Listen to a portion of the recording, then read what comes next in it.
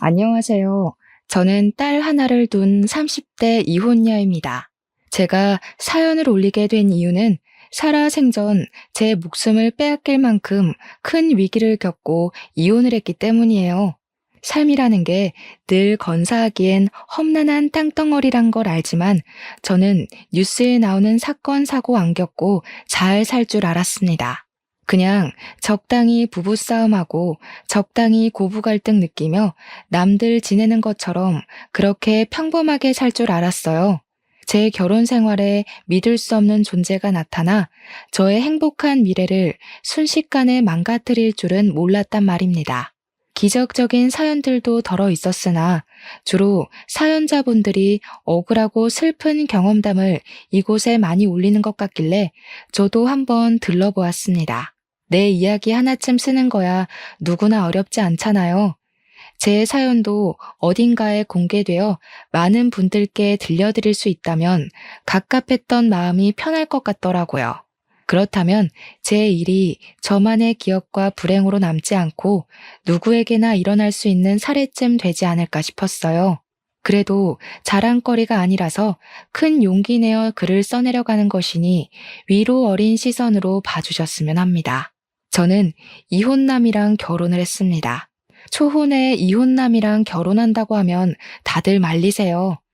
저도 당연히 집안의 반대가 심했고 주위 사람들도 친구, 동료 할 것 없이 저의 결혼을 부정적인 시선으로 바라봤죠. 저랑 남편은 직장에서 만나 자연스럽게 이어진 관계거든요. 제가 남편에게 빠진 이유는 솔직히 될 수 없습니다. 그 사람의 배려가 좋았고, 다정하게 저를 봐주는 눈빛이 좋았고, 저보다 저를 더 신경 쓰고 챙겨주는 손길이 좋았는데, 그런 호의적인 태도가 제 마음속에 쌓이고 쌓이다 보니, 저도 모르는 사이에 어느새 그 사람을 좋아하고 있더라고요. 제 마음을 정확하게 깨달은 순간은 잘 알고 있는데, 그건 바로 남편이 전처 얘기를 할 때였습니다. 희한하게 남편과 살갑게 대화를 하다가도 남편 입에서 전처 얘기만 나오면 기분이 확 죽어버렸어요.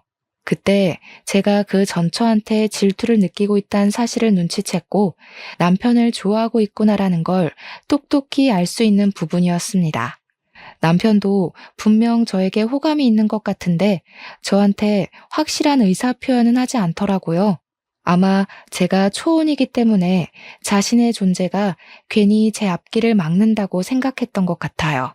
남편이 그만큼 저를 신경 써주는 게 너무 제 눈에 보였고, 저도 어느 순간부터 남편의 그런 태도를 신경 쓰다 보니까 어느새 깊어진 마음 때문에 제가 먼저 고백을 했습니다.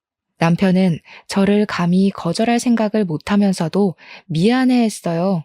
자기가 이혼남이라서 사과를 했고 제 연애사에 먹칠을 하는 것 같다며 사과를 했죠. 하지만 남편은 제게 오점이 되는 존재가 아니었습니다. 이혼한 게 어때서요? 제가 초혼 입장이면 이혼남이랑 연애하면 안 됩니까? 법에 어긋난 짓을 하는 것도 아닌걸요. 남편은 연애하면서 제게 평생 겪어보지 못할 만큼의 마음을 주었습니다. 이런 건 이혼남이 아닌 미혼 남자친구한테서도 느껴보지 못했던 사랑이었어요. 그때만 해도 마음의 크기와 태도는 이혼을 했고 안 했고로 나눠지는 것이 아니라 그 사람의 됨됨이와 진실한 감정으로 만들어지는 거라고 생각했습니다. 저는 남편과 혼전 임신을 하게 되었어요. 어차피 저희가 결혼 전제를 생각하고 있던 터라 임신을 축복으로 생각했고 망설임 없이 바로 결혼식 날짜를 잡았죠. 남편이 다정했던 것만큼 시부모도 정말 자상하고 좋은 분들이었습니다. 저는 시집 잘 갔다는 생각을 했을 정도로 고생 없이 지냈어요. 시부모가 먼저 배려를 해줘서 저희는 갈등 없이 분가를 진행하기도 했었어요. 그리고 제가 출산을 할 때까지는 시댁과 남편에게 최고의 대우를 받았습니다. 시모가 굳이 저희 집을 찾아와 임신에 좋다는 몸보신 음식을 많이 만들어 주었고 남편도 제가 뭐 입만 다시면 이것저것 챙겨주면서 늦은 새벽까지도 편의점을 뱅뱅 돌았어요. 이런 집안을, 이런 남편을 누가 이혼 집안이라 욕을 하겠습니까? 초혼끼리 결혼을 한 제 친구들도 시댁이랑 남편한테 이런 대접은 못 받았답니다. 제가 아기용품 돈 들인 거 없이 시부모가 잔뜩 해주고 남편이 산책할 겸 친구들 만나서 놀다 오라고 용돈까지 준다고 하면 제 친구들이 더 자지러져요. 저 때문에 제 주변 사람들은 이혼한 사람들에 대한 편견이 조금 줄었었죠. 그야말로 저는 출산을 하기 전까지 최고로 행복한 며느리였고 최고로 사랑받는 아내였습니다. 하지만 역시 결혼이랑 풍습은 사람의 인간성을 제대로 밝혀주는 도구인 게 아닌가 싶어요. 다들 이혼을 하는 데는 그만한 이유가 있는 거라고 하잖아요. 물론 억울하게 이혼당한 멀쩡한 사람들이야 널려 있겠죠. 제가 말씀드리고 싶은 건 이혼 사유를 이유를 제 눈으로 직접 보고 제 귀로 직접 듣기까진 배우자의 말만으로는 신뢰해선 안 된다는 걸 이번 기회에 알게 되었다는 거예요. 당시 출산 임박 때까지만 해도 저는 푸근한 일상 속에서 아이가 태어나면 앞으로 더 기쁘고 좋은 일만 만들어주겠다고 나날이 다짐만 할 시기였습니다. 문제는 제가 출산을 하고부터 발생했어요. 단단히 마음먹었던 저의 알찬 책임감과는 다르게 제 인생 그래프는 서서히 내리막길을 가기 시작했죠. 저희 딸이 100일이 되었을 때였습니다. 그날 낮에 축하 파티를 하고 저녁에는 남편 친구들이 100일 선물을 사들고 집들이를 왔었어요. 결혼 전에도 몇 번 만나서 같이 인사 나눴던 적이 있었기에 아는 얼굴들이었습니다. 남편의 고등학교 동창이라서 서로 못 볼 거 다 보고 다 듣고 함께 큰 친구들이더라고요. 같이 어울려서 감사 인사를 전하고 싶었으나 저는 아기 때문에 간단한 술상을 차려주고 방에 들어와야 했습니다. 남편 친구들에게 받은 선물들을 풀어보며 딸에게 잘 어울리는 옷과 인형들을 가지고 제 아기랑 놀았어요. 그렇게 한 2~3시간이 지났을 겁니다. 아기는 애착 인형 하나 안고서 잠이 들었고 저도 슬쩍 졸릴 때였어요. 갑자기 밖에서 남편의 큰 목소리가 "우리 와이프!" 하고 소리를 치는 겁니다. 수저로 상을 두들기는 것 같기도 했어요. 사람이 왜 내 얘기를 하는 것 같으면 그 호기심 못 참지 않습니까? 남편이 제 얘기를 뭐라고 할까 궁금한 마음에 잠이 깨더라고요. 슬쩍 몸을 일으켜 방문을 열어봤습니다. 와이프가 나한테 연락 왔더라니까. 지가 뭔데 우리 딸 100일을 축하해. 내 딸 태어난 그날에도 그년이 나한테 문자했는데 뭐라는지 아냐? 나 안 닮아서 다행이라더라. 아빠 잃게 될 텐데 아빠 닮으면 서럽지 않겠냐고. 미친 거 아니야? 남편이 자꾸 와이프 거리면서 친구들한테 하소연을 하는데 저뿐만 아니라 친구들도 남편이 말하는 대상을 헷갈려하는 것 같았습니다. 저는 당연히 와이프라 해서 제 이야기인 줄 알았으나 친구들이 와이프 누구를 말하는 거냐고 묻는 소리에 남편 대답을 듣고 좀 당황했어요. 아, 누구긴 누구야. 내 와이프 모르냐? 심수와 그년. 걔 때문에 내 인생이 성할 날이 없다. 무슨 나 못 잡아먹어서 죽은 귀신이 붙었나? 자기가 자기 발로 집 나가놓곤 이제 와서 누굴 탓하는 건지 모르겠다니까. 심수아? 제 이름은 김옥연입니다. 그러니까 남편이 여태 와이프라고 칭했던 사람은 전처라는 거겠죠. 그 순간 서운하고 기가 막혀서 방문을 닫아버렸는데 제가 좀 세게 닫아서 아마 밖에서 다 들었을 겁니다. 그렇잖아도 떠들썩하던 분위기가 순식간에 팍 조용해졌더라고요. 그러나 전처 얘기는 그날뿐만이 아니었어요. 그 뒤로 남편은 술만 마시면 한 번씩 전처를 자기 와이프라고 일컬었습니다. 술 깨고 그 다음날 제가 그 사실을 콕 집어서 지적을 해주면 남편은 혼자 식겁해선 미안하다 사과하길 몇 번이나 반복했어요. 그러면서도 전혀 고쳐질 기미는 안 보였습니다. 당신 전처한테 미련 남았어? 내가 분명 조심해달라고 했잖아. 술 마실 때마다 같은 실수 반복하는 건 내 말을 귓등으로 듣는 거야? 아니면 전처가 그립기라도 한 거야? 무슨 그런 소리를 해. 나한테 전처는 끔찍한 존재, 그 이상도 이하도 아니야. 나한테는 과거 결혼 생활이 지옥이나 마찬가지였다고 했잖아. 내가 왜 자꾸 술 먹고 그러는지 모르겠지만 미안해. 근데 진짜 전처에 대한 마음은 이미 옛날부터 없었어. 제 대처법에 문제가 있는 건지 제가 계속 같은 말을 반복해야 하는 날이 늘어갔어요. 같은 문제로 서운함이 쌓이다 보니까 갈수록 더 심한 갈등이 생기더라고요. 그래서 남편이 먼저 다시는 술을 안 마시겠다고 다짐을 해줬고 그걸로 겨우 합의를 봤습니다. 물론 남편은 한 번 갔다 온 사람이니까 와이프라고 부르던 전처를 착각하고 또 그렇게 부를 수 있다고 이해는 해요. 하지만 그게 술 먹을 때마다 반복이 된다면 좀 곤란하잖아요. 그것과는 별개로 저만 스트레스를 받는 거고요. 남편은 알아서 입 싹 닫고 군말 없이 금주를 하겠다고 해주니 저도 그 틈에서 한 발 양보해야 했습니다. 그렇게 시간은 또 좀 평화롭나 싶었어요. 그럴 리가 있겠습니까? 제 인생이 출산을 하고 내리막길을 내려가고 있다 그랬잖아요. 그날도 저는 여전히 내리막길에 서 있던 중이었어요. 남편이 출근한 날 제가 아이를 유모차에 태우고 잠깐 산책을 나간 적이 있었습니다. 벤치에 앉아서 아이랑 놀고 있는데 어떤 여자가 제 옆에 착석하더라고요. 그분은 반려견 산책을 나왔는지 유모차에 강아지를 태우고 있었습니다. 우리 딸이 그 새끼 강아지가 인형인 줄 알고 만지고 싶어서 손을 조물락거리길래 저도 그 강아지를 아른 채 했어요. 와, 강아지가 너무 예쁘네요. 이 정도면 겨우 4개월 정도밖에 안 됐겠어요. 저희 애도 강아지를 되게 좋아해서 집에 강아지 인형이 많아요. 인형 같은 강아지가 움직이니까 우리 딸이 이렇게 좋아하네요. 네, 그래봤자 아이만큼 예쁠까요? 보니까 확실히 부인을 더 닮긴 했네요. 그래도 이렇게 잘 낳고 잘 살고 계신 것 보면 강영철 씨가 아이 지우란 소리는 안 했나 봐요? 어때요? 남편이 잘해줘요? 그 순간 그 장소는 산책길이 아니라 무슨 차가운 빙판길과도 같은 느낌이었습니다. 강영철은 제 남편 이름이에요. 낯선 여자 입에서 남편 이름이 나오자 저는 그 여자가 누군지 왠지 알 것 같더라고요. 강영철 씨 전처되는 사람이에요. 남편분께 제 이야기를 들었는지 모르겠지만 그 사람 말 웬만하면 믿고 거르는 게 좋을 거예요. 진실한 게 전혀 없는 사람이거든요. 역시나 그녀는 내 남편의 전처였던 겁니다. 어떻게 전처가 우리 아파트 산책길에 있는 건지도 궁금했지만 그보다 제 신경을 더 쓰이게 만들었던 건 전처가 뒤에 한 말들이었어요. 애가 곧 돌이죠?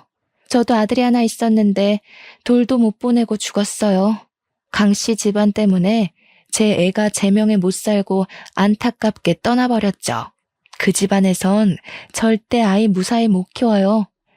딸 안녕을 바라시는 거면 이혼하는 게 좋을 겁니다. 남편은 제게 분명 전처아이 사이에 아이가 없었다고 했습니다. 아이가 없는 건 맞는 것 같은데 그게 원래 착상 자체가 없었던 게 아니라 아이의 사망 때문에 자식이 없다고 했을 줄은 꿈에도 몰랐어요. 몰랐으니 당연히 아이에 대해선 더 물을 생각도 안 했고요. 이미 아이 여부 사실만으로 너무 놀라서 대답을 못 하겠는데 이혼을 하라니요. 강씨 집안에선 애를 못 키운다니요. 전혀 이해할 수 없는 말을 하는 전처의 발언에 저는 기분 나쁜 표를 내고 말았어요. 지금 무슨 말을 하고 싶은 거예요?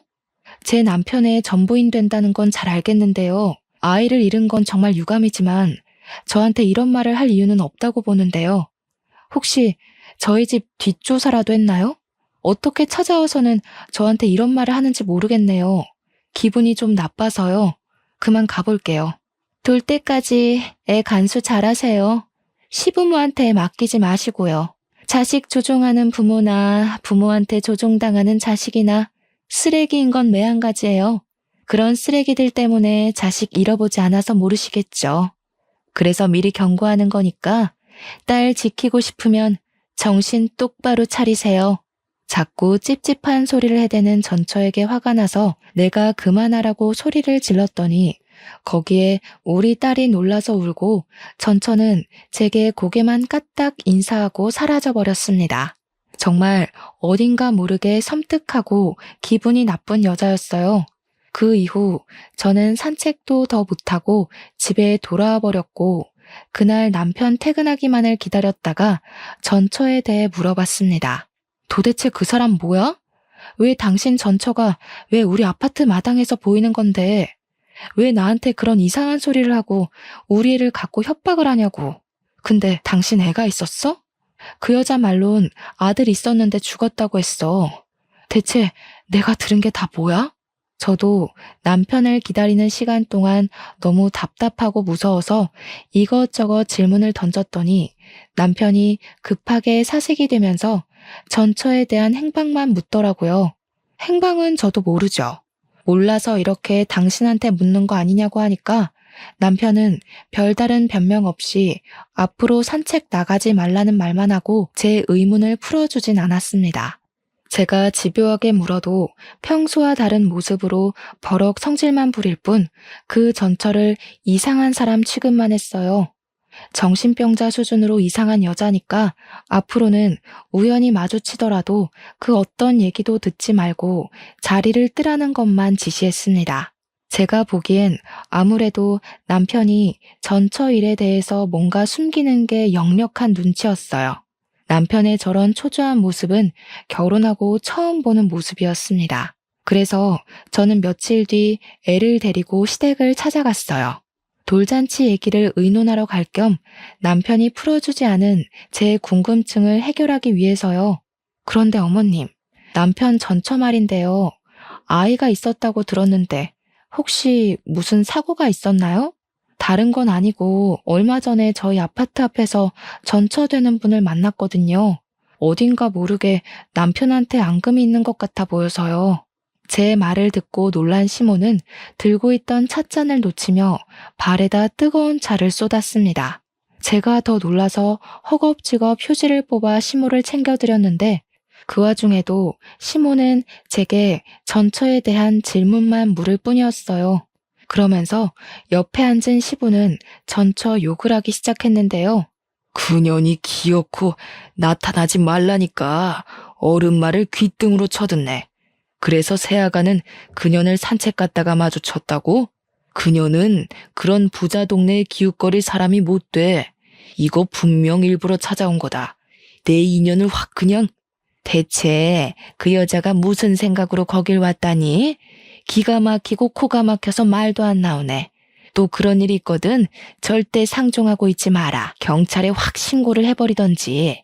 그 악랄한 것이 어쩌자고 우리 애들 앞에 나타났대? 제게 시가 사람들은 그저 좋은 분들이었는데 전처 얘기만 나오면 남편도 그렇고 시부모도 그렇고 다른 얼굴빛을 드러냈어요. 도대체 뭘까? 이러니까 전처의 존재가 더 궁금했습니다. 남편 말대로 전처가 정말 정신나간 사람이라서 이혼을 하고도 그렇게 앙금이 남아 복수심을 갖고 있는 건지 이 좋은 사람들의 속을 뒤집어 놓을 정도로 정신에 문제가 있는 건지 뭐든 알고 싶었어요. 그런데 다들 제게 수상쩍은 태도만 보여줄 뿐 제대로 알려주는 사람은 아무도 없었습니다. 그럴수록 제 마음속 불안은 커져갈 수밖에 없었어요. 시댁이랑 남편이 초조해할 정도로 전처가 정신나간 여자라면 전처가 제게 했던 말이 단순한 시기는 아닐 거잖아요. 그렇다고 다시 전처를 만날 수도 없는 격이 아닙니까? 시부모 말 들어보면 전처 형편이 안 좋은 것 같은데 그런 사람이 단가 40억대 아파트에 살고 있지도 않을 거고요.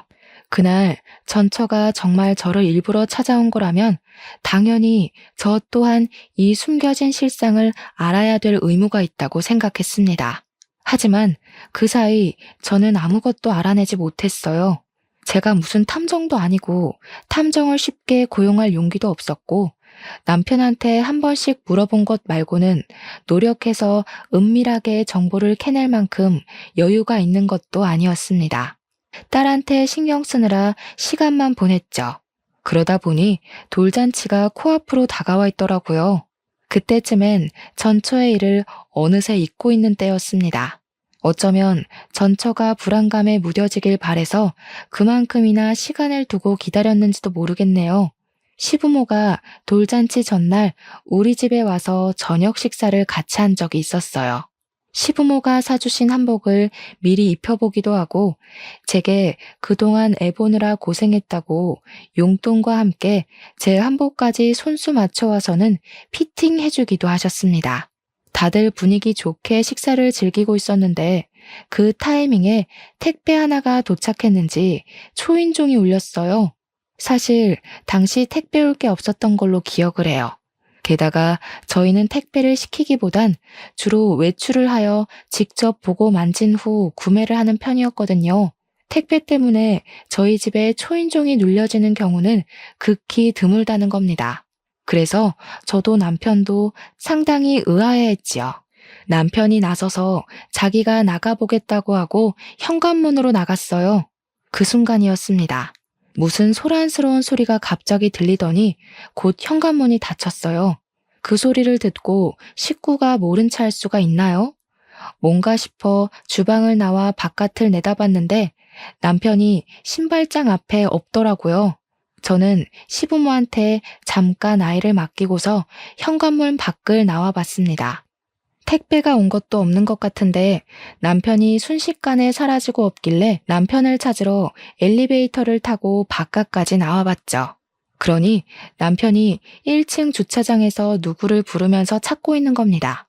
남편한테 쫓아가서 여기서 뭐 하냐고 했더니 남편이 저를 보곤 깜짝 놀라더라고요.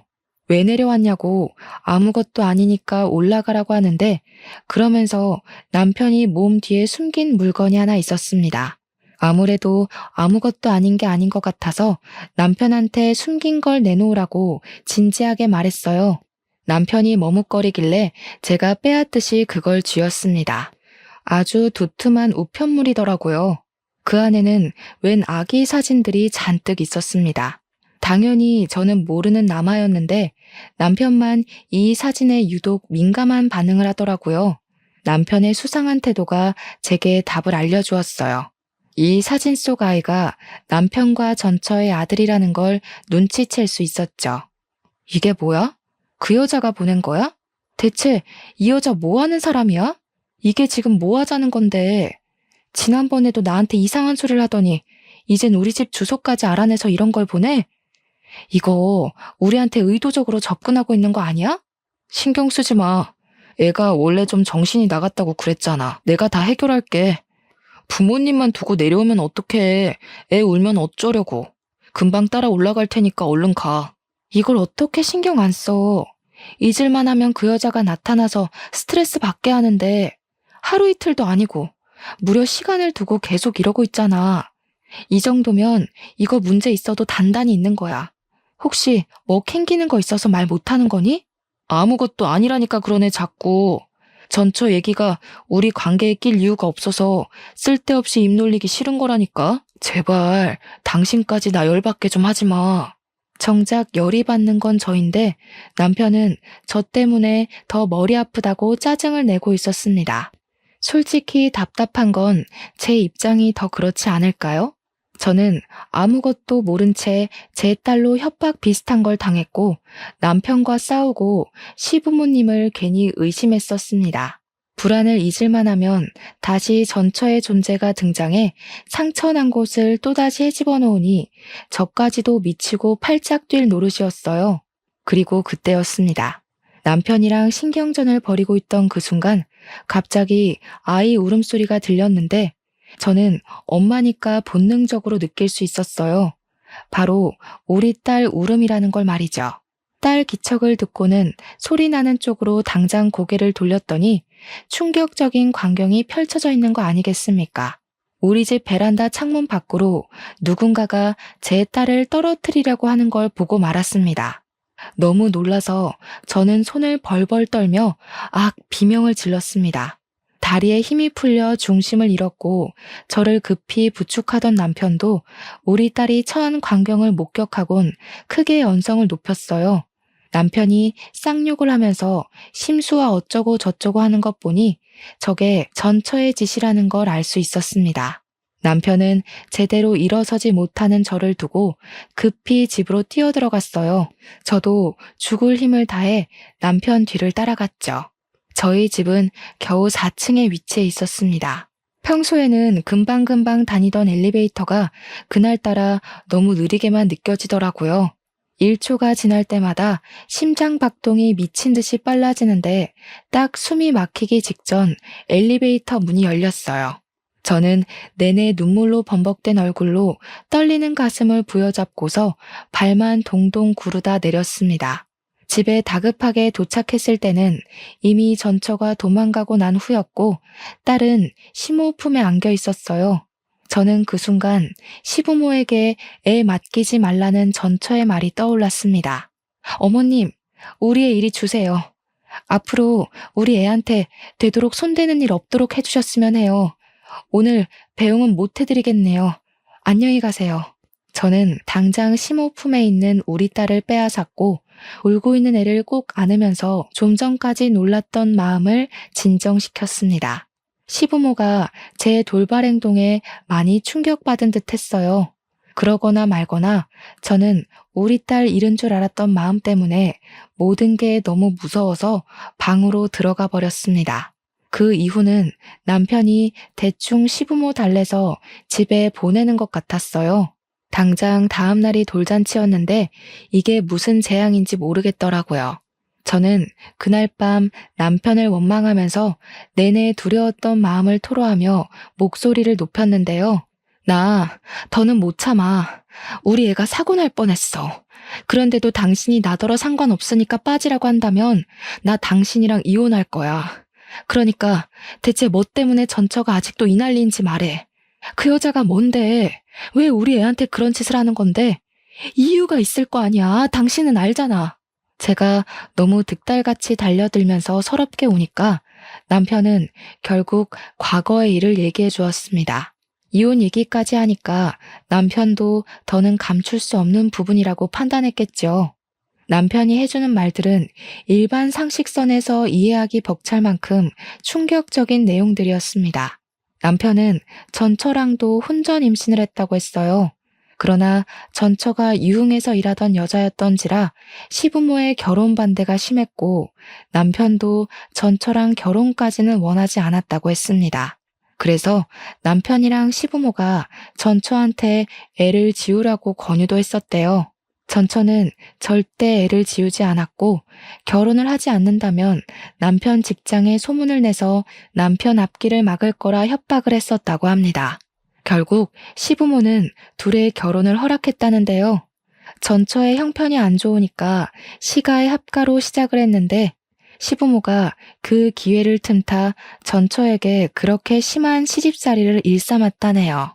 전처가 출산을 하고 난 후에도 시부모는 전처를 일관되게 하대했고 오히려 전처가 이 생활을 못 견디고 집을 나갈 수 있도록 남편한테 일부러 다른 여자까지 서슴없이 소개해주며 전처 마음에 불을 지폈다고 했습니다.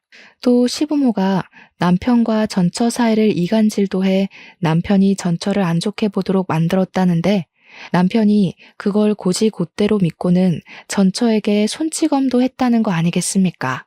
그리고 애가 죽음까지 이르게 된 것도 애가 돌이 되기 전에 시부모가 전처를 강제로 떼어놓고 접종 마치러 가다가 사고가 난 거였고 웃기게도 시부모는 괜찮았는데 아기만 세상을 떠나게 된 경우였다고 합니다.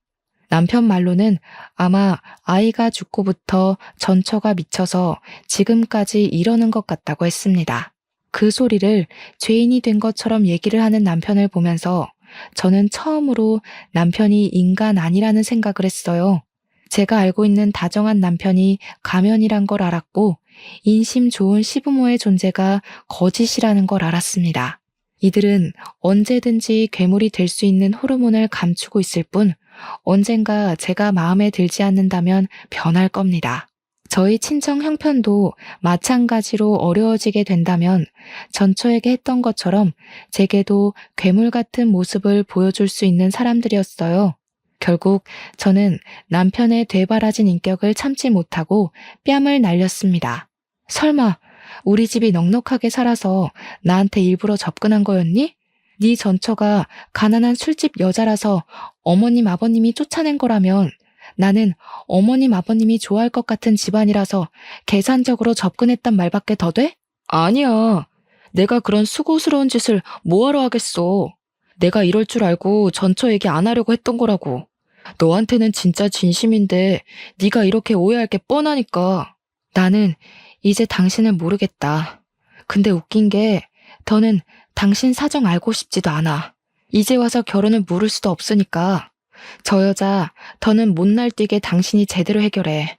한 번만 더 내 딸 위험하게 만들면 나 더 이상 당신 진심 같은 거 안 믿어. 그러곤 저는 그날 각방을 썼습니다. 제가 알던 남편이 아니란 사실을 자각하고 나니까 차마 남이랑 한 입을 덮는 것 같은 기분이 들어서 합방을 못 하겠더라고요.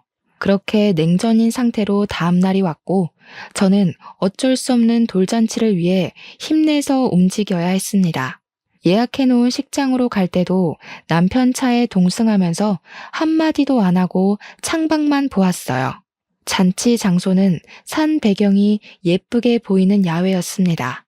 시부모가 강아지 좋아하는 우리 딸을 위해서 강아지 인형 잔뜩 깔아주고 올라탈 수 있는 모형까지 만들어 잡아준 곳이었어요. 비록 전날은 해괴망측한 일들 때문에 기분이 안 좋았지만 그래도 우리 딸이 강아지 인형 사이에서 화사하게 웃고 있고 사람들에게 예쁨을 받고 있으니 제 기분도 조금 풀리더라고요.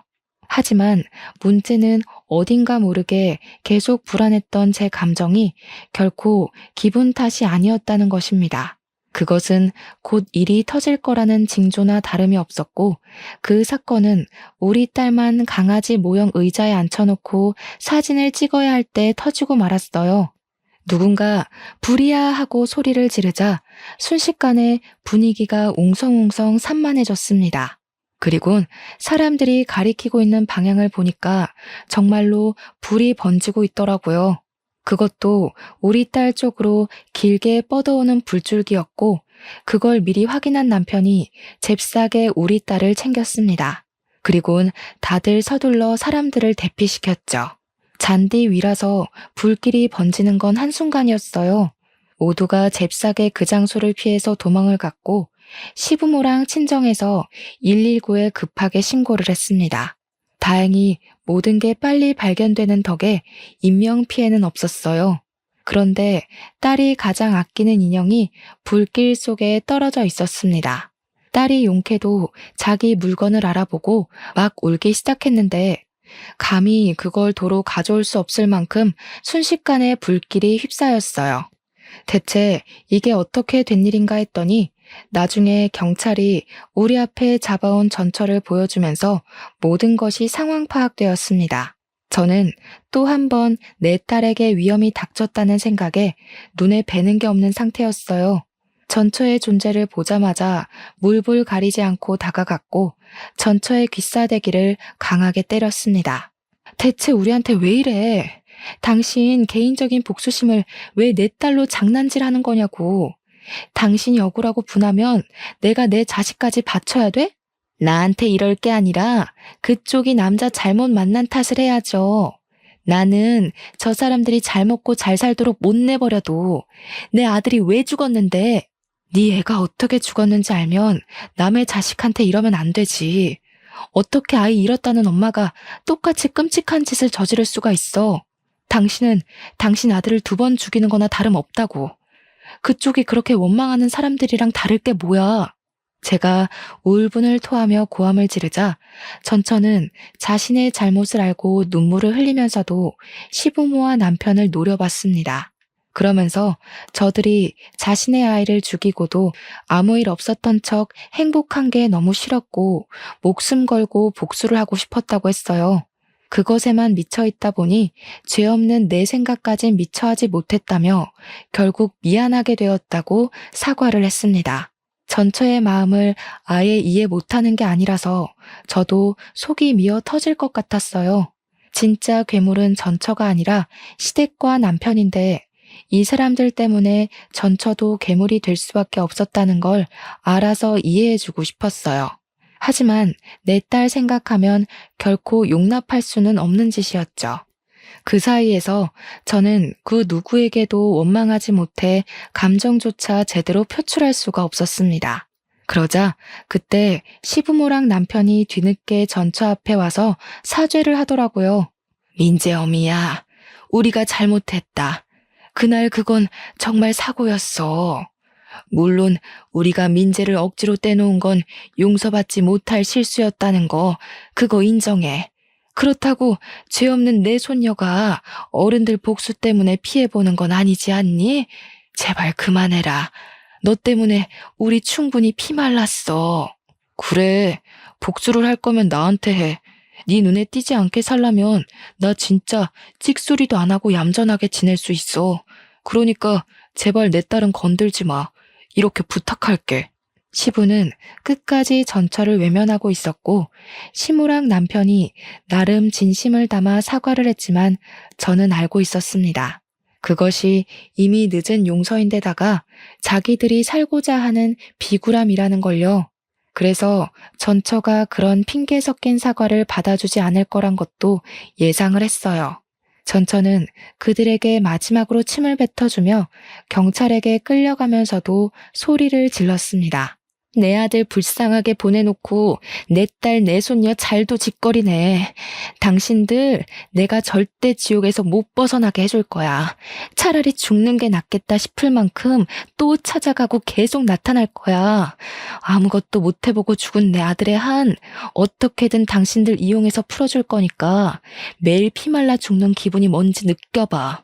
전처의 발언은 그 자리에 있는 모든 사람들과 공직자들에게 불쾌감을 넘어 안타까움을 안겨주었습니다. 그리고 저희 시댁과 남편은 순식간에 천하의 몹쓸 놈들이 되어버렸죠. 이 모든 광경을 지켜보면서 저는 더 이상 이 아슬아슬한 집안을 감당하기가 버거웠어요. 그래서 우리 딸의 기쁜 생일날 남편에게 이혼을 요구하고 말았습니다. 남편은 제 말에 놀라서 무슨 소리냐고 또 해명을 하기 시작했어요. 쟤 그냥 하는 말이야. 그래봤자 방아쇠로 몇 년은 깜빵에서 썩을 운명이라고. 더 이상 이런 일 없을 거야. 방금 사과한 것도 적당히 걔 비위 맞추려고 했던 거지. 나 솔직히 잘못한 거 없어. 내가 지 아들 죽였나? 자기 아들 운명이 거기까지였던 걸 괜히 우리 탓하면서 난동 부리는 거야. 이런 것도 해명이라고 하는 건지. 정말 사람 같지도 않은 탈을 마주하면서 구역질이 나올 뻔했습니다. 그리고 언젠가는 이 비굴한 모습이 제게도 향할 독화살일 거라는 생각이 들었어요. 사람은 모든 걸 잃었을 때 본 얼굴이 나온다고 하잖아요. 남편의 밑바닥을 이렇게 노골적으로 확인하게 되니 그동안 자신했던 저의 판단들이 모두 잘못되었다는 걸 느꼈습니다. 저는 치밀어 오르는 우라를 참지 못하고 남편의 귀싸대기를 한 대 날렸어요. 딸을 위해서 과감히 남편을 버리기로 마음먹었죠. 당신은 그 여자한테 진심으로 사과를 했어야 했어. 다리가 절단 나도록 무릎을 꿇었어야 했고 머리에 피가 나도록 쳐받고 잘못을 빌었어야 했다고. 잘못한 게 없다고? 당신이 저 여자를 만났던 거, 지우라고 협박했던 거, 시부모한테서 지켜주진 못할 망정 똑같이 괴롭힌 거, 이건 다 잘한 짓이니? 그냥 당신은 당신 자체가 잘못인 거라고. 알았어. 다 알았으니까 여보 제발 이러지 마. 왜 저 여자 일에 휘말려서 우리가 헤어져야 돼? 저 여자 말 다 진짜는 아니야. 우리가 이혼하면 저 여자 좋은 일만 시켜주는 꼴 된다니까? 한심한 새끼. 끝까지 자기가 뭘 실수하고 있는 줄 모르네. 저 여자의 죽은 아들도 어쨌든 네 새끼 아니야? 어떻게 네 새끼를 그런 식으로 말할 수가 있는지 모르겠다. 이제 보니까 정신 나간 건 저 여자가 아니라 너네 집안이었네. 아무래도 너네 집안은 평생 자식 팔자 손주 팔자 없을 사주인가 보다. 그만 이혼하자. 모두가 제 결혼을 부러워했고 제가 대접받고 산다고 생각을 했는데 그런 분위기 속에서 이런 결과를 보여주고 말았으니 정말 수치스러웠습니다. 저 하나만으로 이 망신스러운 곤욕을 당하는 거라면 그래도 견뎌는 봤을 거예요. 그런데 저희 친정 식구마저 제 꼴을 다 목격했잖아요. 제가 이런 사람과 결혼하고자 목에 핏대까지 세우고서 친정 식구들을 설득했었단 말입니다. 주위에 남편 같은 남자 없다고, 시부모 같은 부모님 없다고 그렇게 자랑을 했는데 참 꼴이 우습게 되어버렸어요. 그래도 친정은 친정이라고 오히려 저를 걱정하는 눈빛을 보내주고 있더군요. 남편뿐만 아니라 시모까지 제게 매달려 사죄를 바라는 상황에서 저는 그만 제 입장을 꺾어야 할 때라는 걸 알았어요. 이혼한 데는 다 그만한 이유가 있다며 제 결혼을 말려줬던 수많은 사람들에게 미안하다는 말 대신 행동으로 보여줘야 했습니다. 네가 우리 딸이 진정으로 행복하길 바란다면 평생 네 아들 외롭게 보낸 죄값 감당하고 속죄하면서 살아. 너희 집은 평생 갱생 못할 짓을 저지른 거야. 나는 내 딸을 그런 소름 끼치는 집안의 핏줄로 키울 생각 없어. 네가 실수한 게 맞고 내가 그걸 안 이상 당신들은 나한테 그냥 쓰레기일 뿐이야. 저는 그대로 친정 식구들을 따라 돌아섰습니다. 저를 끝까지 붙잡으려는 남편을 발로 차버리고 친정차를 타고서 친정집으로 향했어요. 집으로 돌아가는 동안 엄마의 위로를 받으면서 얼마나 울었는지 모릅니다. 딸은 그새 얼굴에 검은 잿가루가 묻어 있더라고요. 부모 잘못 만나서 겪지 않아도 될 위험을 겪은 제 딸에겐 또 얼마나 미안했는지. 제 딸이 그날 이후로 강아지를 안 좋아합니다. 움직이는 강아지를 볼 때면 기겁을 하고 울기도 해요. 겨우 2살이라도 자기 딴에는 무의식 속에서 그날의 공포를 느끼고 있나 봐요. 그럴 때마다 제 가슴은 또 한 번 찢어지고 맙니다. 결국 그동안 저의 푸릇푸릇했던 마음과 기분들은 전부 당시에 뭣도 모르고 자만했던 저만의 허상들이었어요. 지난 날이 무척 후회스럽고 제 불찰을 매번 탓하고 있지만 그래도 이번 경험 덕분에 저의 좁았던 시야가 넓어지면서 한층 더 성숙한 어른이 되긴 했습니다. 딸을 위해서 남편을 깎아내는 고통을 얻었어도 저는 우리 딸이 무사한 게 먼저기에 제 판단이 옳았다고 생각해요. 뒤늦게라도 올바른 길을 찾아 걷기만 한다면 중간에 어떤 험난한 비탈길을 지나왔다고 하더라도 전부 제 삶의 밑거름이 되는 셈인 거 아니겠습니까? 주위에서도 저더러 손가락질하기보단 따뜻한 위로의 손길을 더 많이 보내주고 있어요. 그럴 때면 제가 인생을 헛살아온 게 아니라는 게 느껴져서 위안이 됩니다. 그래요. 사람이 실수하는데 등급이 어디 있겠습니까? 누구나 할 수 있는 실수, 저는 좀 크게 겪었다 생각하고 말려고요. 저는 더 단단해진 발바닥에 굳은 살을 달고서 우리 딸을 무사히 키워내기 위해 어떤 길이든 걸을 것이고 길을 잃더라도 반드시 바른 길을 다시 찾도록 노력하는 엄마가 될 겁니다. 전처는 현재 방화죄로 징역살이 중이라는데 아직 용기가 없어서 면회는 못 가봤지만 언제 한번 시간을 내서 들러볼까 해요. 다들 오지랖이라고 생각할 수 있겠으나 전처의 사정을 알고 있고 억울하게 죽은 아들을 잊지 못하는 엄마의 감정을 알 것만 같아서 그 사람이 계속 지옥에 살고 있는 게 마음에 걸리더라고요. 제가 뭘 어떻게 하겠다는 건 아니고 그냥 엄마 대 엄마로 한번 만나보고 싶을 뿐이네요. 물론 이마저도 언제 용기를 내서 다녀올진 잘 모르겠습니다. 아마 제가 마음의 정리를 끝내고 여유가 생긴다면 가능하지 않을까 싶어요. 아무튼 평범하게 살고 싶었던 평범한 애엄마의 하소연을 한번 써봤습니다. 다들 무탈하고 심심한 내 시간에 항상 감사하며 지내셨으면 좋겠어요. 우리는 불운을 운 좋게 비켜가고 있을 뿐 언제 어디서 불운이 닥칠지 모를 운명이라는 걸 기억하면서 말이죠. 제 사연은 여기서 마무리하겠습니다. 들어주셔서 감사합니다.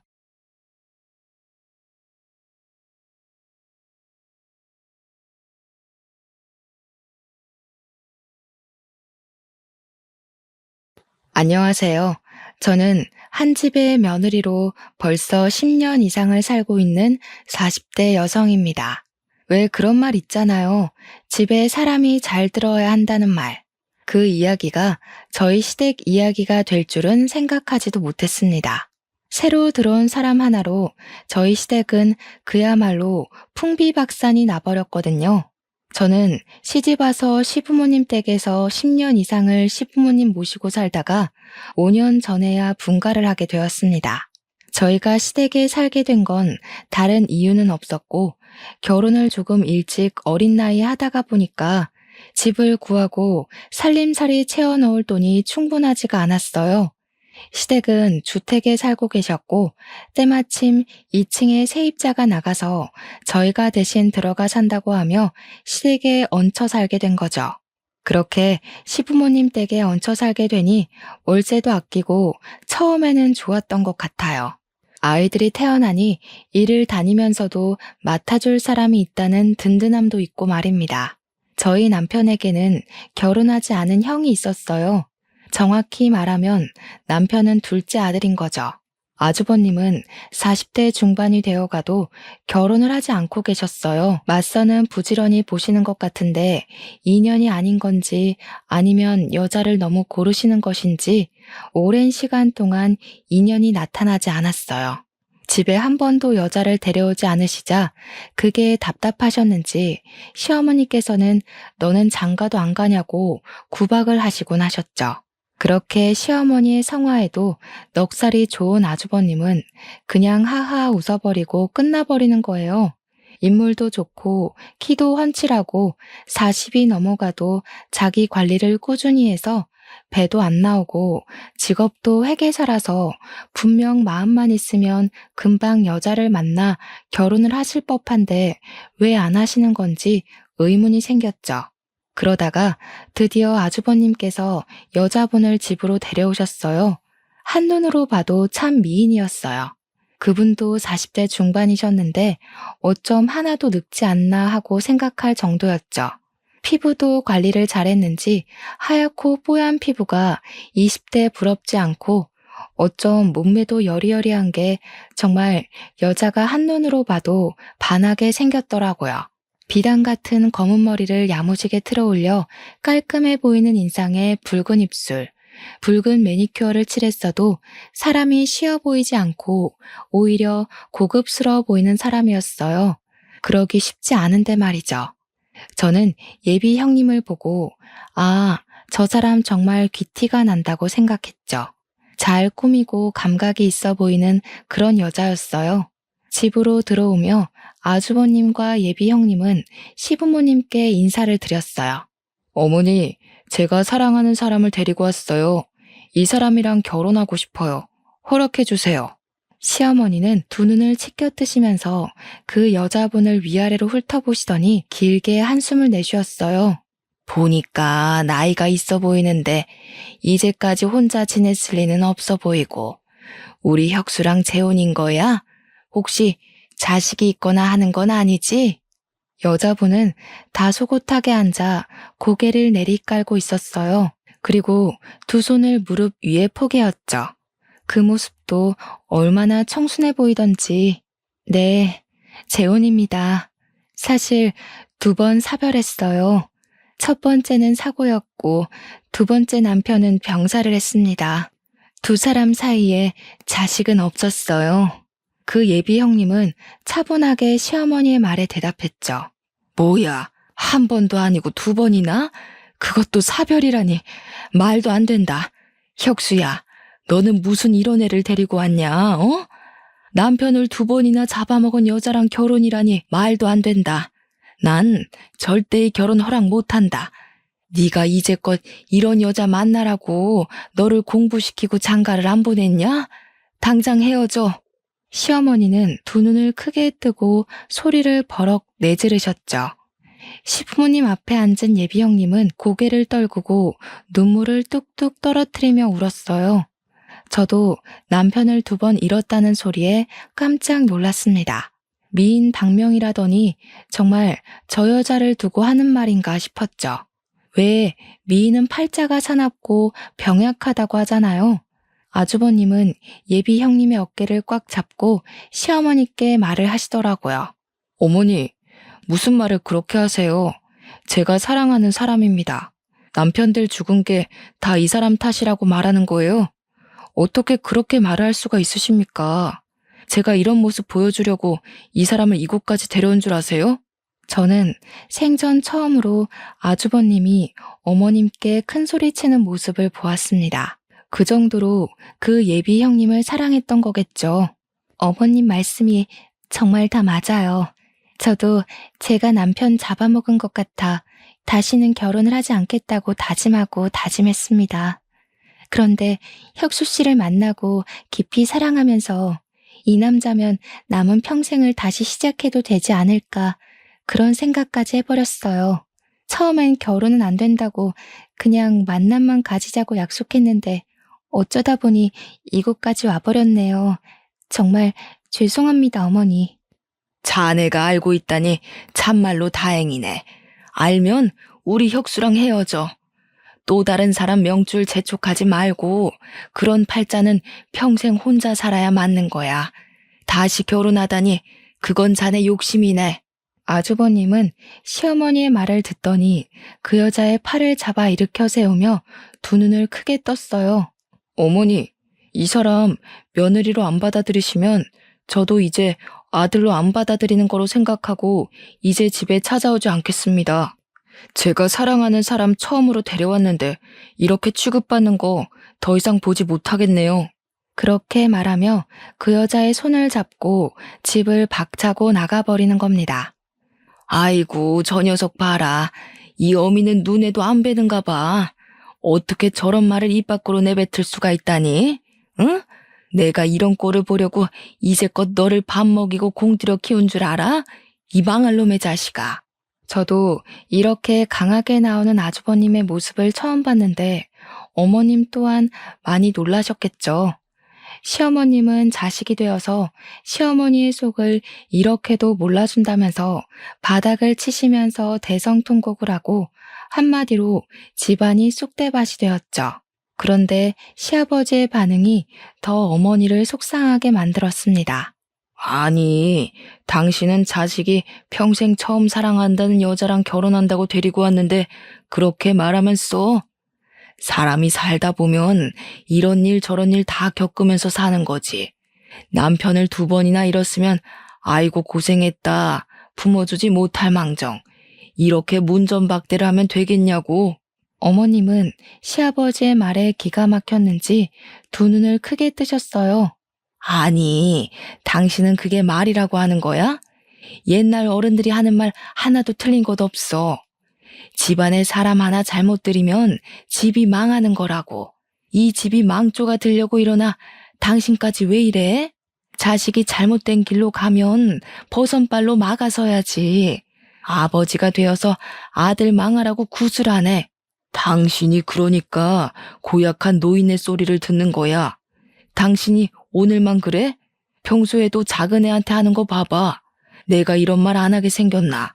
그냥 사람 하나 잡으라고 길을 쓰고 막아서는 거 내가 모를 줄 알아? 그냥 잘됐다고 축하는 못할 망정. 이러다가 평생 장가 안 간다고 해봐.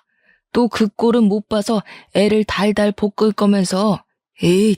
아버님이 자리에서 일어나서 방으로 들어가시자 어머님은 다시 바닥을 손바닥으로 내리치며 다시 통곡하셨어요. 사실 시어머니는 모시기 쉬운 성격은 아니셨어요. 깐깐하고 까탈스러워서 제가 조금만 잘못해도 쥐잡듯이 잡는 성격이시라 저도 시댁 사는 내내 꽤 고생했거든요. 그때마다 시아버지께서 대신 미안하다, 저 사람이 원래 좀 성격이 고약하다 하면서 저를 다독이셨죠. 그래서 저는 속으로 그 여자분이 시댁으로 시집을 오면 고생 꽤 하겠다고 생각했어요. 저도 처음에 시집 올 때 마음에 안 들어 하셨는데 저보다 더 못한 며느리 자리가 들어왔으니 성에 안 차시겠죠. 거기다가 아주버님은 시어머니의 인생의 자랑거리였고 평소에도 꼭 좋은 집에 장가를 보내겠다고 동네에 소문을 내셨던지라 예비 형님의 앞길이 훤했습니다. 아주버님은 시아버지의 든든한 지원 아래 드디어 그분과 결혼을 하시게 되었어요. 시어머니는 마땅치 않았지만 귀한 장남이 집에 찾아오지 않겠다며 윽박을 지르기도 했고 시아버지도 아들 앞길 막지 말라며 타박한 탓에 시어머니의 화는 조금 누그러지셨어요. 그 후로 형님을 대하는 태도가 아주 좋아지셨죠. 그런데 황당한 사건은 두 분이 결혼한 지 한 달이 지난 시점에 일어났습니다. 갑자기 집으로 찾아온 두 분은 저희 보고 2층에서 나가라고 하는 겁니다. 두 분이 들어와서 살고 싶다나요? 이제 자기들이 시부모님을 모시겠다고요. 어머님, 아버님, 이제 저희가 모실게요. 동선애가 오랫동안 모시고 살았잖아요. 큰아들이 부모님을 모시고 사는 것도 맞고 나중에 제사랑 그런 것도 다 제가 물려받아야 하는데 동서보다는 저희가 이 집 2층에 사는 게 좋을 것 같아요. 저는 아무 의견도 없이 그런 말을 들은 터라서 너무 어이가 없었습니다. 그래서 나갈 수 없다고 버텼죠. 아니 형님, 그게 무슨 말이세요? 먼저 언질이라도 주시지 이렇게 갑자기 그런 말을 꺼내시면 저희가 어떻게 받아들여야 하나요? 갑자기 집을 구할 수도 없고요. 저희는 못 나갑니다. 다행히 어머님도 저희 편을 들어주셨습니다. 그때는 얼마나 감사하던지 저의 10년의 세월이 헛수고는 아니었다고 생각했죠. 작은 아들보다 항상 큰 아들을 먼저 챙기셨으니까요. 그게 무슨 말이냐? 작은 애들을 나가라고 하다니 이제껏 잘만 살았다. 제사야 아직 내가 살아있는데 제사 때마다 와서 도우면 되지. 그게 뭐가 문제라고 잘 사는 애들을 나가라 말라 하는 거냐? 어머님, 원래 부모님은 큰아들이 모시는 거잖아요. 동서도 오랫동안 고생했고 이제 저희가 모시면서 호강시켜드리고 싶어요. 제가 어머님 곁에서 살고 싶어서 그이한테 졸랐어요. 제가 잘 모실게요. 동서, 그동안 부모님 밑에 있었으니 돈 좀 모아놓지 않았어? 동서 성격에 헤프게 사용하지도 않았을 것 같은데. 그 돈이면 작은 아파트라도 나가서 살아. 언제까지 시댁에 염치 없이 붙어 살 거야? 저는 딱 할 말을 잃어버리고 말았어요. 물론 저희도 분가하려고 청약을 들어놓은 것도 있기도 했지만 이렇게 갑작스럽게 쫓겨나듯이 나갈 줄은 생각하지 못했죠. 저는 당황해서 시아버지와 시어머니를 번갈아서 쳐다보았어요. 그런데 시아버지께서 저희 보고 나가라고 하시는 겁니다. 그래, 그나기 말이 다 맞다. 시부모는 그나들이 모시는 게 맞지. 작은 아기 너는 직장 다니니 어차피 집안일도 많이 못할 거잖니? 이제 큰아기가 다 꾸려서 하고 싶다니까 그렇게 하라고 했다. 빨리 집 얻어서 나가거라.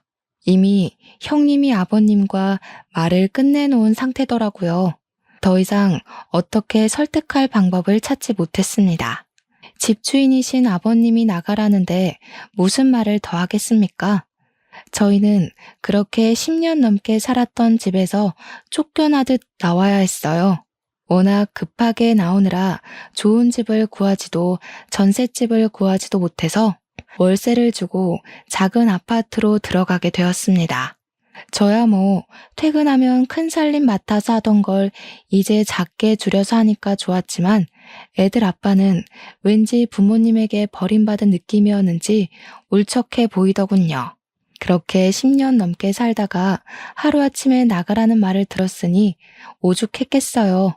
그래도 세월이 약이라는 말처럼 지내다 보니까 작은 아파트도 우리 네 식구끼리 지내는 것도 금방 익숙해져서 오손도손 잘 지내게 되었습니다. 그렇게 시댁에서 나온 지 반년쯤 되었을까요? 어머님에게 전화가 온 겁니다. 전화를 받았더니 어머니의 목소리가 반쯤 죽어가는 겁니다. 작은 애냐? 나다. 지금 나한테 올 수 있냐? 지금 밖인데 머리가 어지럽고 구토가 나오는데 도저히 걸을 수가 없어서 길에 앉아 있다. 나 좀 데리러 와라. 저는 한창 근무 중이었기에 어머니의 전화를 받고 당황했습니다. 집에는 일을 안 하고 계시는 형님도 있는데 저한테 전화를 하신 거죠. 분명 무슨 일이 있다는 생각이 들었습니다. 어머니, 무슨 일 있으신 거예요? 형님은요? 형님 집에 안 계세요? 지금 어디 계신 거예요? 제가 일단 갈게요. 잠시만 기다리세요. 저는 일단 시어머니에게 가기로 했습니다. 어머니는 집에서 멀지 않는 공원에 바닥에 주저앉아 계시더라고요. 몇 발자국만 가면 벤치가 있는데도 말이죠. 저는 어머니에게 달려가니 어머니께서 저의 손을 와락 잡으시는 겁니다. 얘야, 작은 애야, 나 너희 집에서 살면 안 되냐? 나 무서워서 큰애랑 못 살겠다. 그 애는 미쳤어. 제정신이 아니야. 어머니, 무슨 일이길래 그러세요? 갑자기 우리 집으로 오신다니. 형님이 제정신이 아니라니 무슨 말씀이세요? 어머니의 입에서 들려오는 말은 너무 충격적이었습니다. 그 애가 하는 음식이 너무 맛이 이상한 거야. 도저히 역해서 못 먹겠다고 하면 너희 시아버지하고 아주버님이 음식에 아무 이상도 없는데 괜히 아무 죄도 없는 애를 타박한다고 난리를 치는 게 아니겠니? 그래서 내가 몰래 그 애가 음식하는 걸 쳐다봤더니 내가 먹는 국에 이상한 약품을 타는 게 아니겠냐. 내가 놀라서 너 뭐 하는 거야? 했더니 딱 음식을 엎질러 버리고 갑자기 울음을 터뜨리는 거야. 자기가 아무리 미워도 어떻게 그런 거짓말을 하냐고 말하는데 아유, 집에 불려오를 들였어. 보통이 아니야. 저는 어머니의 말을 듣고 아무 말도 못하고 그 자리에 굳어버렸죠. 사람 먹는 국에 수상한 약을 넣는다니 평생 들어본 적도 없는 이야기였어요. 어머니는 다시 속이 메슥거린다며 가슴을 문지르시며 바닥에 다시 빈속을 개어내셨습니다. 어머니, 괜찮으세요? 언제부터 이러신 거예요? 병원은 가보셨어요? 일단 자리에서 일어나세요. 바닥이 차요. 잠시 있다가 저희 집으로 가요. 저는 어머니를 일으켜 옆에 벤치로 가서 앉혀드리고 등을 두드렸습니다. 안 되겠다. 아무래도 이대로 있다가는 다들 그년 손에 죽겠어. 작은 애야, 혹시 핸드폰으로 녹음이나 사진 어떻게 찍냐? 그년의 본색을 내 손으로 밝혀내야겠어. 저는 어머니의 핸드폰으로 녹음 기능과 동영상 촬영 기능을 알려드렸습니다. 워낙 어머님의 성격을 잘 알고 있었기에 형님의 트집을 잡기 위해 그런다고 생각했죠. 저도 처음에 실수로 참기름 대신에 들기름을 넣었다고 얼마나 크게 혼이 났던지 어머님이 형님에 대한 분노가 넘치는 거로 생각했습니다. 아직도 속이 힘드신지 몸을 잘 가누지를 못하더라고요. 이제 어머님도 연세가 있으시니 혹시 치매기가 있나 걱정도 되었죠. 병원으로 가자고 몇 번 이야기를 했지만 어머니는 집으로 가시겠다고 하시더군요. 어쩔 수 없이 어머님을 모시고 시댁으로 향했습니다. 시댁 문을 열고 들어가자 형님이 달려오시며 시어머니를 부축했습니다. 어머님은 자신을 부축하는 형님의 손을 탁 하고 쳐내셨어요. 너는 내 몸에 손도 대지 마라. 네가 손만 닿아도 징그럽다. 소름 끼쳐. 저리 가. 어머님이 두 눈을 부릅뜨고 있어도 형님은 어머니의 손을 꽉 잡는 겁니다. 아, 어머님, 또 왜 그러세요? 제가 그렇게도 싫으세요? 어머님이 좋아하는 양념게장까지 해놓고 어머님 오시길 기다렸어요. 동서도 온 김에 밥 먹고 가, 응? 서방님도 이쪽으로 오시라고 하고. 저는 웃으며 말하는 형님을 보고 어머님의 생각이 기우라고 생각했습니다. 정말 형님이 어머님이 미워서 음식에 약까지 탈 정도면 이렇게 살갑게 굴겠나 하는 생각이 들었죠. 어머님은 저와 살 때도 자주 네가 나를 죽이려고 이렇게 만들었지? 내가 맘에 안 들면 말로 해라. 이런 소리를 몇 번이나 들었거든요.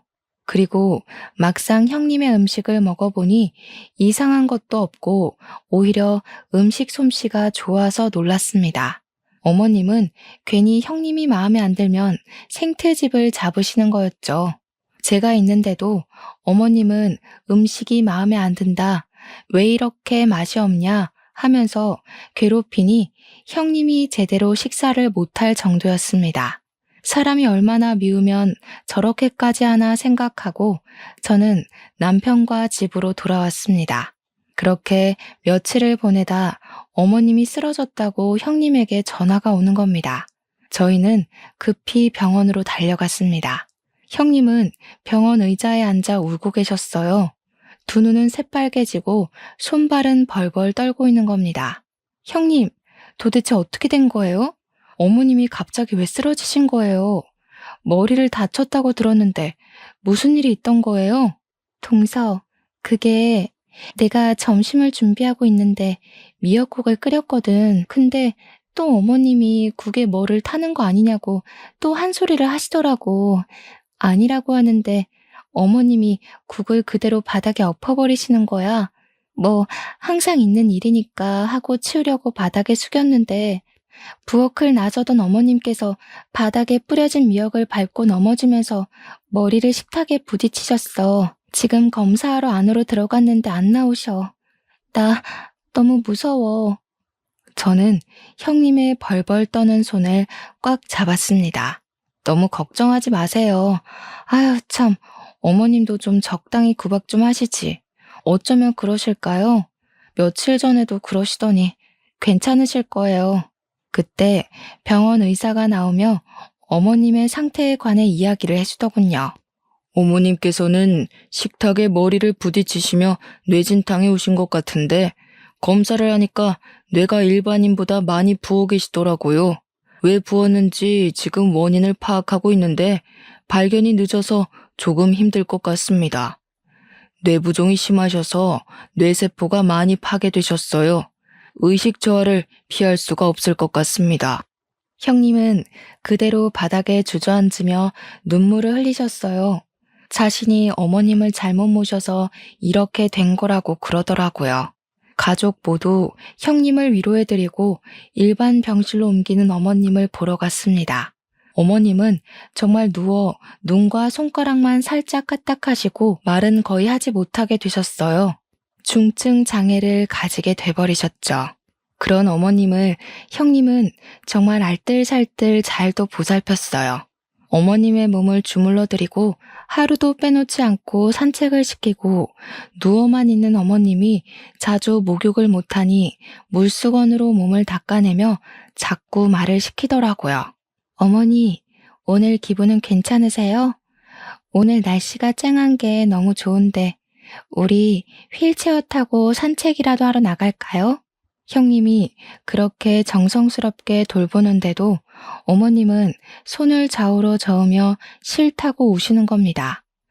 저는 고개를 갸웃거리며 형님을 바라보았어요. 아유, 아직도 저렇게 싫으실까? 이렇게 정성스럽게 돌보시는데 좀 참아주시지. 왜? 이래야 우리 어머님답지. 그래도 이렇게 말도 걸고 활동을 자주 해야 병이 호전된다고 하더라고. 전보다 많이 좋아진 것 같지 않아? 어머님, 우리 옷 입고 얼른 나가요. 하루 종일 안에만 있으면 답답하잖아요. 그렇게 어머님께 정성인 형님은 병원에서도 참 효부로 소문이 자자했습니다.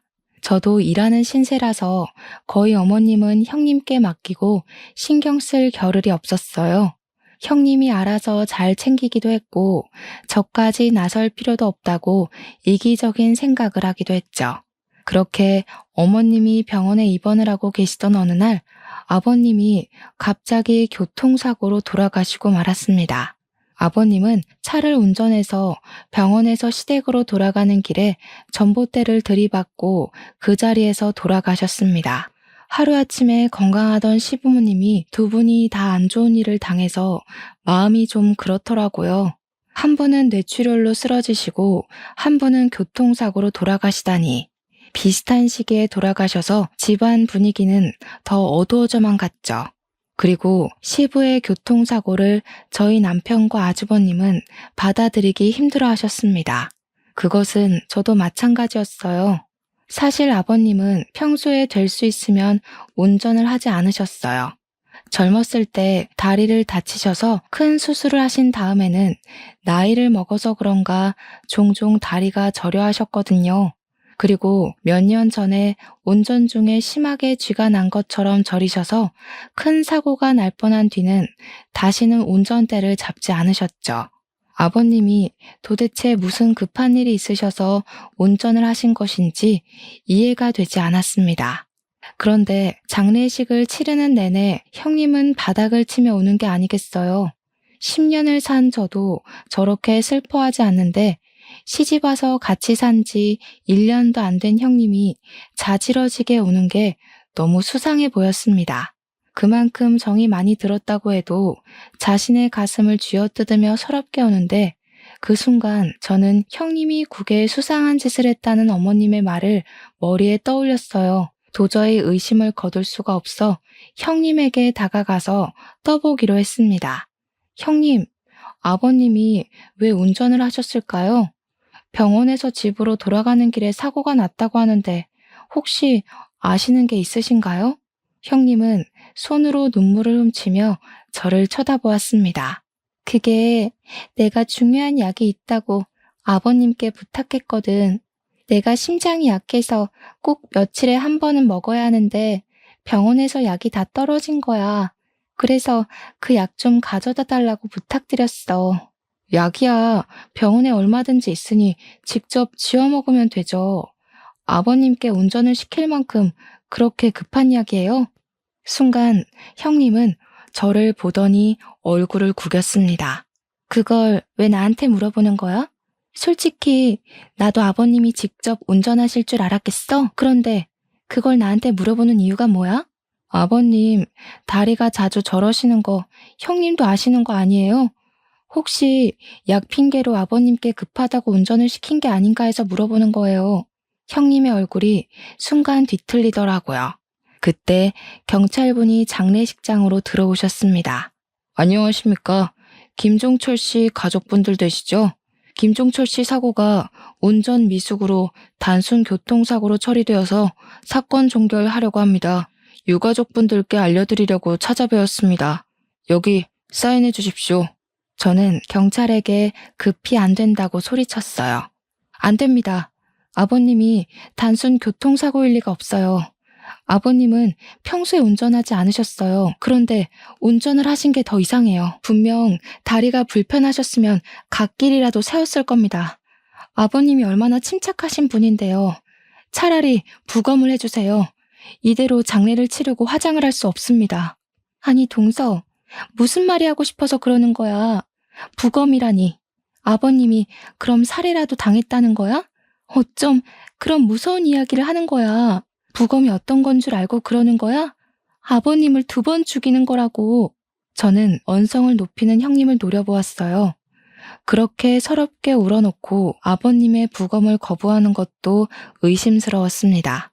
형님은 안 궁금하세요? 아버님이 왜 돌아가셨는지? 제가 아버님을 10년 넘게 모셨는데 그렇게 실수를 하실 분이 아니라서 그래요. 아버님이 얼마나 평소에도 진중하신 분인데요. 다리 조금 저리시다고 사고를 내실 분이 아니라서 그러는 겁니다.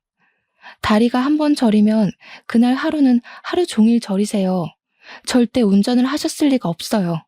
순간 형님의 얼굴은 순간 시뻘개지더군요. 경찰은 일단 알았다는 듯이 손을 앞으로 내밀고 말했습니다. 일단 알겠습니다. 싸우지들 마시고요. 유가족분들이 의심된다고 하면 당연히 부검해 드립니다. 진정들 하시고 사건 종결은 미루겠습니다. 아니, 재수 씨는 왜 일을 이렇게 복잡하게 만드는 겁니까? 그리고 우리 집사람을 그렇게 몰아세우지 마세요. 지금 이게 다 우리 집사람 탓이라는 말로밖에 안 들립니다. 아주버님 말에 저희 남편도 얼굴이 시뻘개져서 한마디 하더군요. 형은 안 이상해? 형수님 들어오고 나서부터 어머니 아버지가 보란 듯이 사고가 났어. 이걸 이상하다고 생각 안 하는 거야? 어머니가 이 사람한테 형수가 음식에 약을 탔다고 했어. 그리고 평소에 아버지가 운전 안 하는 거 형도 잘 알잖아. 아주버님은 2눈이 시뻘개져서 남편을 향해 손을 들어 올렸습니다. 그 순간 형님이 아주버님의 손을 와락 잡더군요. 안 돼요. 저 때문에 형제끼리 싸우는 것은 못 보겠어요. 저라도 이상하게 생각하겠어요. 제가 온 다음 이런 일이 생긴 거잖아요. 항상 이렇게 열심히 해도 이런 오해를 받아요. 그런데도 이런 상황은 정말 익숙해지지가 않네요. 차라리 저 때문에 싸우실 거면 우리 이혼해요. 형님은 아주버님을 껴안고 다시 울기 시작했습니다. 아주버님은 우리 둘을 노려보며 형님을 토닥이셨죠. 그 모습을 보는데 정말 형님 엉덩이에 꼬리 9개가 보이는 것 같았죠. 어머님 말대로 불려우가 틀림없다는 생각이 들었습니다. 그렇게 정신없이 장례식은 끝이 났지만 아버님의 시신은 저의 바람대로 국과수로 가게 되었어요. 부검하려면 시간이 조금 걸린다고 하더군요. 저희는 아버님을 부검하러 국과수에 보냈지만 사실 아무것도 안 나오길 빌었어요. 특히 친정아버지를 일찍 잃었던 저에게 아버님은 아버지 같은 존재셨어요. 시어머니의 깐깐한 시집살이에도 시댁에서 오랫동안 버틸 수 있었던 건 전부 아버님의 보살핌이 있었기 때문이니까요. 국과수의 연락을 기다리는데 형님이 저에게 전화하셨습니다. 회사 앞이니 얼굴 보며 이야기 좀 하자고요. 형님은 회사 앞 벤치에 앉아 저를 기다리고 계시더라고요. 저를 보고 어색한 미소를 짓는데 저는 속이 참 복잡해지더라고요. 동서, 내가 여기까지 찾아와서 불편해? 나도 한참 고민하다가 찾아왔어. 사실 가만히 있으려니 속이 너무 답답해서 나도 모르게 찾아와 버렸네. 내 팔자가 너무 사나워서 이렇게 주변 사람들을 불편하게 만들어. 그래서 이제는 혼자 익숙해지려고 해도 그게 또 안 돼. 동서도 내가 참 밉지? 그 말을 듣는데 괜히 제가 또 미안해지더군요. 형님은 굵은 눈물을 흘리며 손수건으로 눈물을 닦아내는데 사람 마음이 편할 리가 있나요? 어머님, 아버님이 나이가 드시니 괜히 고집도 세지고 평소에 하지 않던 일을 할 수 있는 건데 내가 너무 사람을 몰아세운 건 아닌가 하는 마음이 드는 겁니다. 저에게도 의심스러운 정황만 있지 확증은 없으니까요. 아니에요. 전 형님을 싫어하지 않아요. 그냥 확실히 알고 싶었어요. 명확하게 알고 아버님을 보내드리고 싶었어요.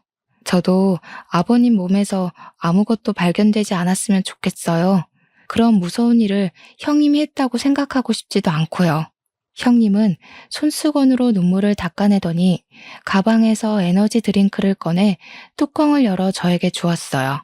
그렇게 말해주니 너무 고마워. 복잡했던 마음이 안심된다. 자, 동서, 이거 받아. 내가 커피를 사올까 이걸 사올까 고민하다가 커피는 회사에서 마셨을 것 같아서 이걸 사왔어. 한 상자 사왔으니까 동서 한 개 먹고 나머지는 회사 사람들이랑 나누어 먹어. 목이 말랐던 저는 형님이 건넨 에너지 드링크를 그 자리에서 마셨고 형님은 이만 가겠다며 돌아가셨어요. 그런데 그날 집으로 돌아와서는 이상하게 몸이 축 늘어지고 하루 종일 구토와 설사를 반복하는 겁니다. 밤새 그렇게 시름시름 앓다가 저는 결국 새벽에 응급실로 링거를 맞으러 가야 했습니다. 간호사가 링거를 갈아주며 저를 보며 깊은 한숨을 내쉬더라고요. 도대체 뭘 드셨어요? 이렇게 급성 탈수는 정말 처음 봤어요. 급성 장염이나 위염이 와도 이렇게 짧은 시간 탈수까지 오지는 않는데 혹시 마지막에 뭐 드신 거 생각난 거 없으세요? 제가 마지막으로 먹은 건 형님이 건네준 에너지 드링크 뿐이었죠. 온몸의 세포들이 일제히 일어나며 닭살이 돋아올랐습니다. 회사 사람들에게 전화를 해보니 다행히 저처럼 이상이 있는 사람은 없었습니다. 하긴 제가 먹은 에너지 드링크는 처음부터 형님의 가방에서 나왔고 형님이 직접 뚜껑을 열어주었으니까요. 그 순간 제 머릿속에 어머님의 형님이 음식에 수상한 짓을 했다는 말이 생각났습니다. 그리고 어머님께 알려드렸던 녹음기와 동영상 촬영이 생각이 났죠. 형님의 정체를 밝히려면 분명 그것이 필요하다고 생각이 번뜩 났어요. 손에 꽂힌 링거를 빼고 어머님이 입원해 있는 병실로 향했죠. 다행히 병실에는 형님의 얼굴이 안 보였어요. 어머님은 저를 보시고 입을 살짝 벌리고 두 눈을 옆으로 굴리시더라고요.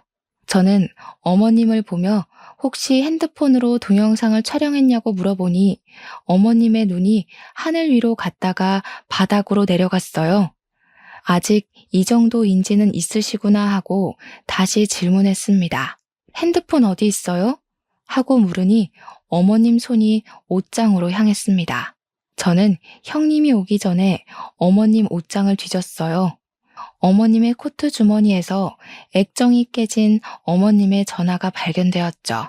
저는 서둘러 그것을 가지고 집으로 돌아왔습니다. 어머님 핸드폰은 액정이 깨지고 방전되어 꺼져 있었어요. 그런데 전원을 켜도 켜지지 않는 겁니다. 무엇을 해도 켜지지 않는 핸드폰을 가지고 끙끙 앓고 있을 때 남편이 다가오더군요. 뭘 하는 거냐고 묻길래 어머님과 있었던 일을 설명하니 내일 핸드폰 복원업체에 가보자는 겁니다. 핸드폰 안의 내용은 복원이 가능할 거라고 하더군요. 다음날 남편과 같이 복원 전문 업체를 방문하게 되었어요. 사장님은 핸드폰과 컴퓨터와 연결을 하더니 폰 안에 저장된 데이터를 전부 컴퓨터로 옮기시더군요. 저는 동영상이나 녹음 파일을 봐달라고 부탁을 드렸어요. 그리고 우리는 엄청난 동영상을 보게 되었습니다. 어머님은 핸드폰을 동영상 촬영하시면서 조심히 형님이 요리하시는 것을 찍고 계시더군요. 형님은 콧노래를 부르며 어머님 국에 락스를 넣으시는 겁니다.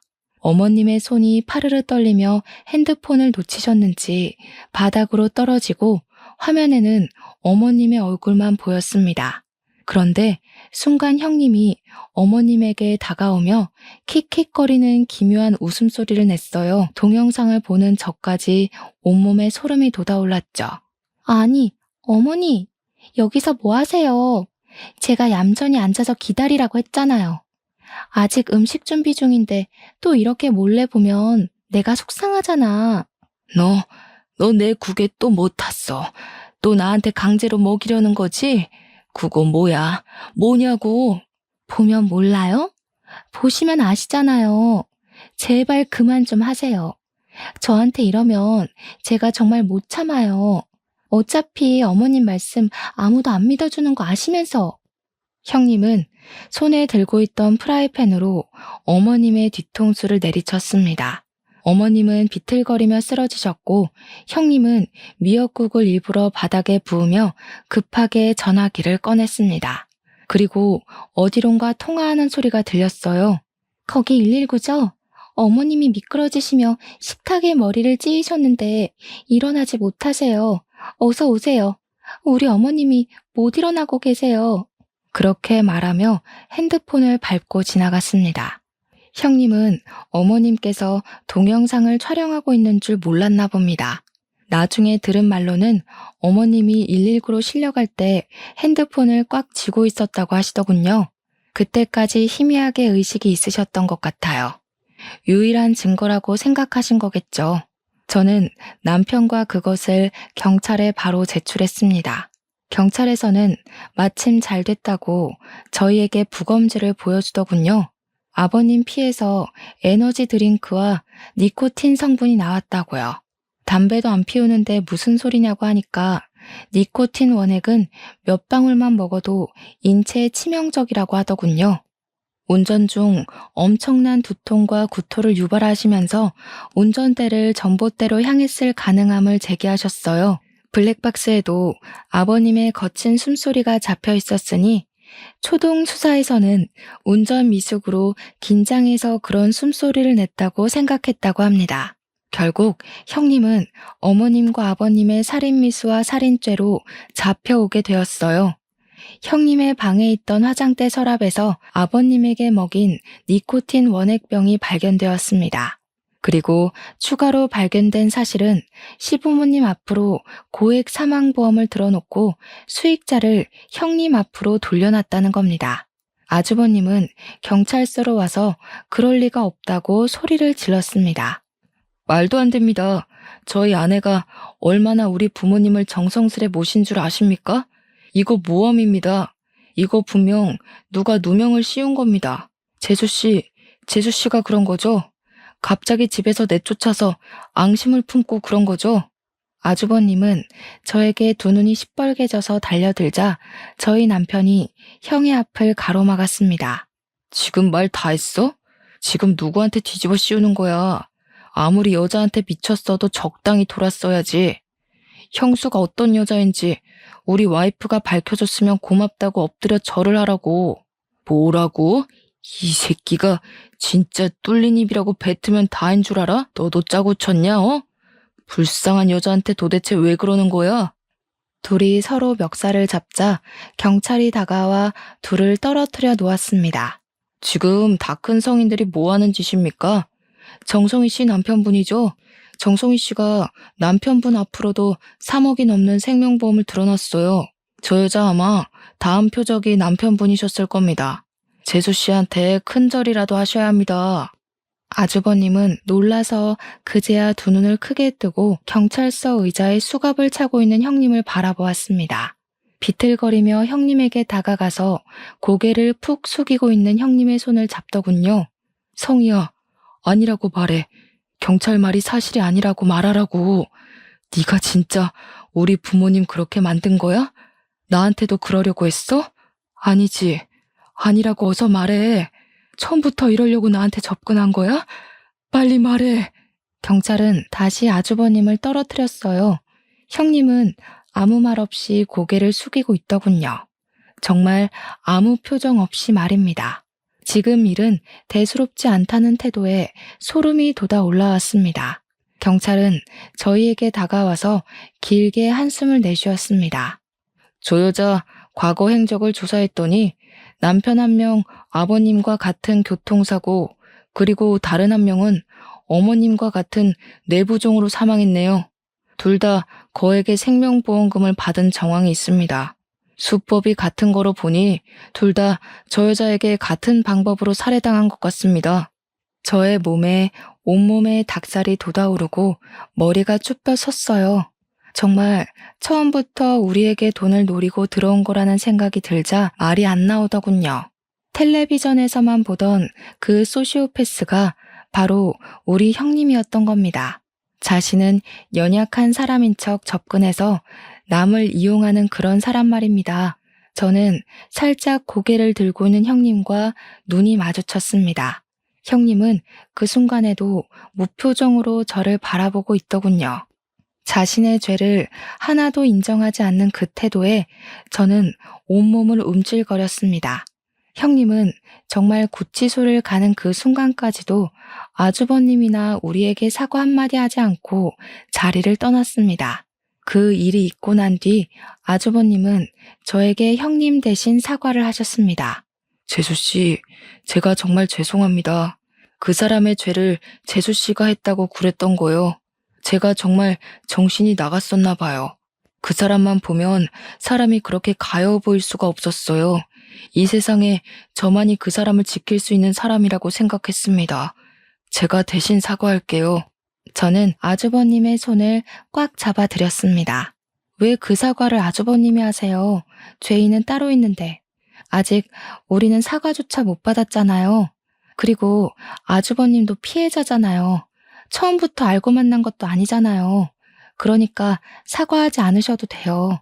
저는 이제 정말 사람을 만나는 게 무섭고 두렵네요. 인생 처음으로 목숨을 걸고 사랑할 수 있는 사람이 생겼다고 생각했습니다. 그런데 그 사람이 제 가족을 죽이고 저를 죽이려고 했다니 이제 사람을 믿을 수가 없어요. 저는 해외로 나갈까 생각합니다. 한국에 남아서 어머니를 볼 염치가 너무 없습니다. 마지막까지 이런 부탁드려서 죄송합니다. 저희 어머니 부탁 좀 드려도 될까요? 저는 고개를 끄덕였습니다. 가장 믿어야 할 사람한테 당한 배신이니 그 마음이 오죽할까요? 아주버님은 정말 몇 달 후에 외국으로 짐가방 하나 들고 떠나버렸습니다. 저희 형님은 전 남편들의 살인죄도 인정되어 가석방 없는 무기징역을 선고받았습니다. 영원히 사회와 격리된 채 그곳에서 살아야 하는 거죠. 참 한 가족을 풍비박산 내놓고도 같은 하늘 아래 숨을 쉬고 살아야 한다고 생각하니 아직도 소름이 돋아요. 저희 어머님은 요양원으로 모셨습니다. 아직도 눈동자를 힘겹게 굴리고 손가락을 간신히 움직여서 의사 표현을 하세요. 가끔은 저를 보면서 어린애처럼 엉엉 우시기도 하는데 마음이 찢어질 만큼 가여웠습니다. 어떨 때는 그런 어머님을 보면 남은 생을 그렇게 장애를 가지고 살아남은 어머님이 행운인지 아무것도 모르고 세상을 떠나버린 아버님이 행운인지 헷갈릴 때가 있어요. 저희는 시부모님의 집을 팔고 다른 곳으로 이사를 했습니다. 추억이 많은 집이지만 그만큼 아픔도 많았던 집이니까요. 이렇게 한다고 남은 상처가 지워지지 않겠지만 그래도 마음은 한결 편하더군요. 저의 사연은 여기까지입니다. 텔레비전에 보니 우리 주위에 쉽게 숨어 있는 게 소시오패스라고 하더군요. 사이코패스와 다르게 범죄에 대해 인지를 하면서 자신의 이익을 위해 남을 이용한다고 하네요. 참 무서운 이야기죠. 그래도 너무 의심만 하는 세상은 되지 않길 바래요. 주위에 정말 서로를 도와주려고 노력하는 분들이 많다고 생각하니까요. 이만 긴 글을 줄이겠습니다.